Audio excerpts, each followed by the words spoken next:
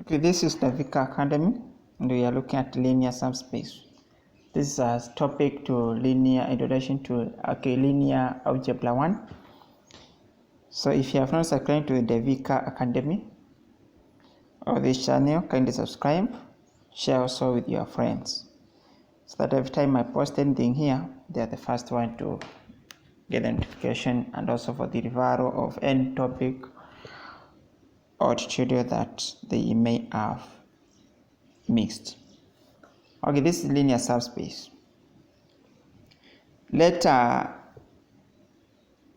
have this definition for a linear operator, and we call U, which not 0 and is in V, an eigenvector of T if there exists a lambda such that this is true.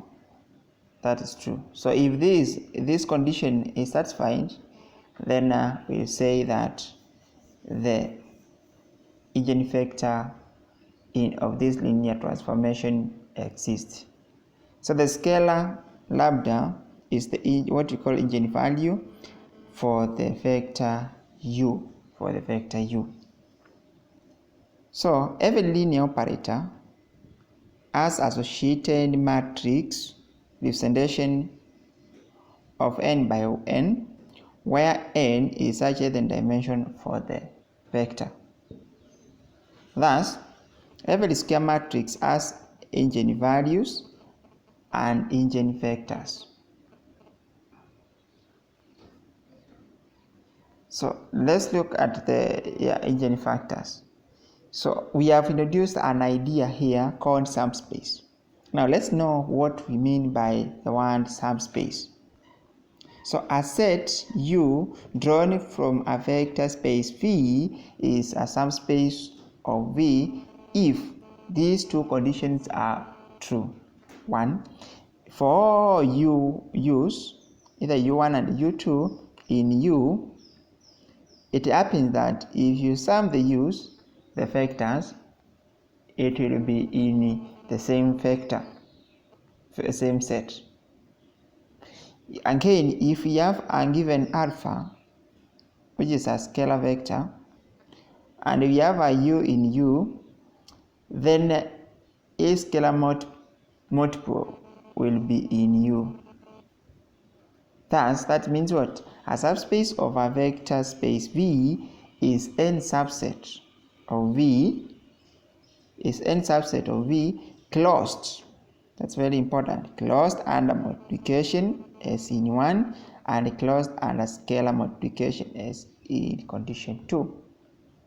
So if those two conditions happens, then we have defined the subspace. Then we say that particular set is a subspace of a given vector space. Remember, if you have a question on either of the points, you can leave a comment and I'll be able to look at it and respond as much quick as possible. Let's look at this theorem. Let T be a linear operator, and we have lambda being an eigenvector of T. Then all eigenvectors of T are associated to alpha from a subspace of V. All eigenvectors of T are associated to alpha from a subspace of V. Now let's prove this. Remember, when you think of subspace, we remember of scalar closure and scalar multiplication and closure and addition of vectors. So therefore, we introduce two vectors. For a proof, we introduce two vectors, vector U1 and U2. Let them be eigenvectors, and they are associated, as per definition, are associated to alpha. Then if you transform TU1, you get alpha U1. Save the TU2, you get alpha U2. Now, with that conditions, we just need to show that the two closure axioms are fulfilled or are satisfied. So we show that the closure and addition of T with eigenvalue alpha is true. So we transform that. Because this is a linear operator, that becomes true. And we know this is actually that by definition, and this is actually that by definition. Factor out alpha, then we will have this. What does this show us? It shows us that this is an eigenvector. So therefore, first condition have been satisfied. Let's see whether scalar multiplication is holding. So we let u1 be eigenvector for alpha and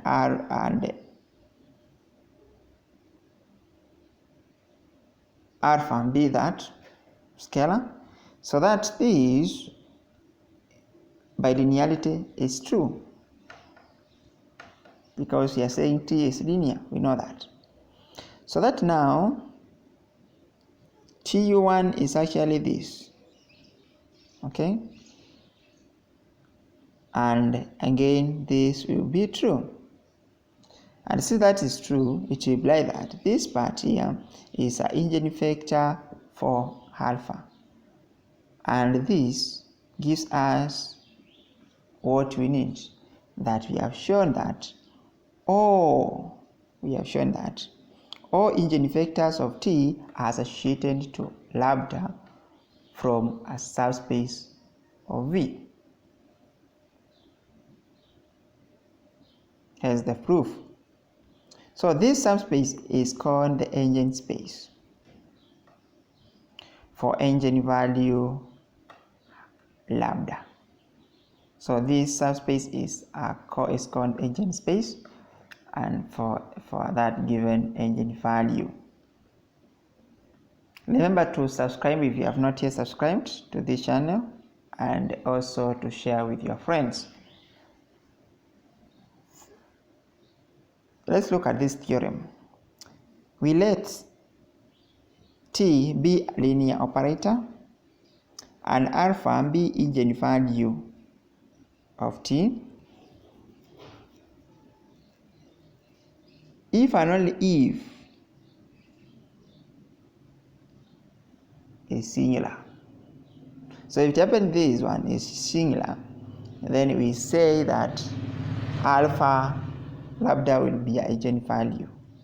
What you need to remark to note in this is that for this one to be singular, it means that the determinant of that matrix is equal to 0, or T minus alpha I is not 1 to 1. And if it's not 1 to 1, it means this kernel is not empty, it's not 0. And that is, there is at least a u which is not equal to 0, which is in V, such that T minus alpha I u is equal to 0.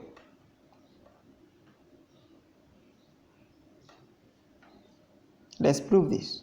Suppose alpha is an eigenvector of T. What will happen? Then there exists a u which is not 0.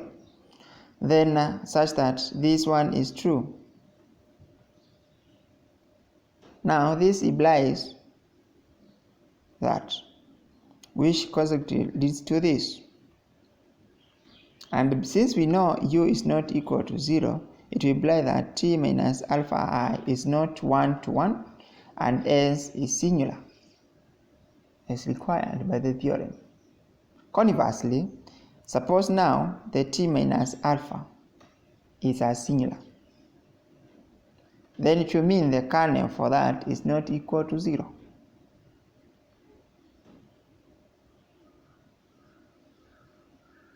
then there exists, to imply that there exists a u in V with t being equal to 0 such that this is true, and as this being true, it will imply this is true for u which is not equal to 0, so that R lambda is an eigenvalue of t clearly. End of the proof. Now this note. This is what you need to know as far as kernel is concerned. That kernel of T is a set U with U, a member U in V, which maps TU to a null set. This is 0, 0, W. So in everything, and every element in V is transformed to 0. It's mapped to 0. It's mapped to 0. It's mapped to 0. That's what you call kernel set. So if you have an element in that, in V that is mapped to 0, then that makes the kernel of that transformation. If you have a question of any bit of this, kindly leave a comment, and also remember to subscribe, share and subscribe.